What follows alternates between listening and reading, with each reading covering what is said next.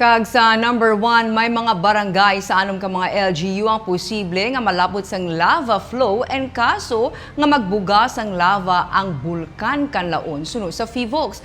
Mga tourist attraction sa Kanlaon City sa sulod sang 4-kilometer permanent danger zone, temporaryo nga ginsirado. May-report si Romeo Subaldo.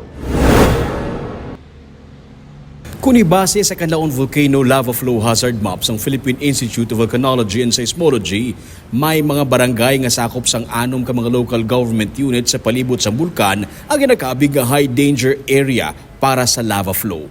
Mga nataasan ini nga mga barangay sang Kanlaon City sa Negros Oriental, La Castellana, Bago City, La Carlota City, Murcia, kag San Carlos City naman sa Negros Occidental. Sunod sa kay Pearly Shanson, ang Science Research Specialist sa Fivox sa La Carlota City, dako nga porsyon sang ini nga mga high danger area ang yara sa La Castellana.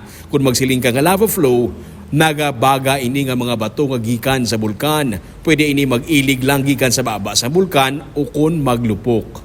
Pwede siya nga effusive, pwede man siya nga explosive. Kung effusive, nagagawa lang siya directly, may araman niya nga explosive na malupok siya ang paggawa niya. Kung ibase sa mga nagliligad nga mga paglupok sang Kanlaon, kalabanan phreatic o kun steam-driven, 1902 ang last ka recorded nga magmatic eruption sang bulkan. Subong sunod sa Fivox, posible liwat nga matabo ang magmatic eruption. Kung ibase sa mga ginapakita nga aktibidad sa bulkan sa karon. Kagabi, na-record na naman ang pinakamataas nga volume sa ginbuga nga sulfur dioxide sa bulkan nga nagdangat sa 11,556 katoneladas per day nga average. May 10.9 naman ka mga pagtayog nga na-record sa bulkan. Kung may hinali nga paghabok sa idalom sa bulkan sunod sa kay Shanson, dira na makasiling nga malapit na lang ang magma kag nagakadapat nga ipasaka sa alert level 3 ang Kanlaon. Sa subong sir, wala pa kita may gid nga may nakita nga pagtaas gid sa ground deformation naton or ang pag magdala sang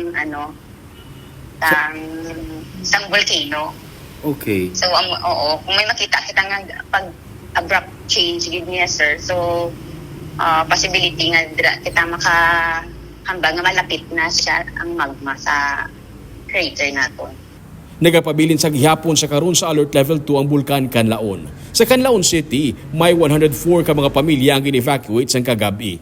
Nagpagwa naman sa executive order si Mayor Jose Cardenas nga temporaryo nagasira sa mga popular nga mga tourist attractions sa tiilan sa bulkan nga parte na sang 4-kilometer permanent danger zone. Ini amo ang inland resort, ang Padudusan Waterfalls, Bao-Bao Viewing Deck kag ang Kipot Falls. Ini para sa safety man sa mga residente kag sa mga turista samtang nagapakita sang senyales ang pag-alboroto ang bulkan. Sa paglupok sang Kanlaon sang June 3, temporaryo man nga ginpangsira ang ini nga mga lugar kag liwat lang nga nakabalik operate sang bulan sang Hulyo. Mandatory nga pagsuksok sang face mask ginpatuman sa Kanlaon City ni kasunod sa volcanic activity sa bulkan Kanlaon. May mga residente na nga nag-eksperyensya sang dry throat kag irritated eyes. Sa executive order ni Mayor Jose Cardenas, iya ginsiling ang sulfur dioxide nga ginabuga sang bulkan makabig nga quote serious health hazards. Sa executive order ginapatuman man ang strikto nga curfew for minors kag liquor ban.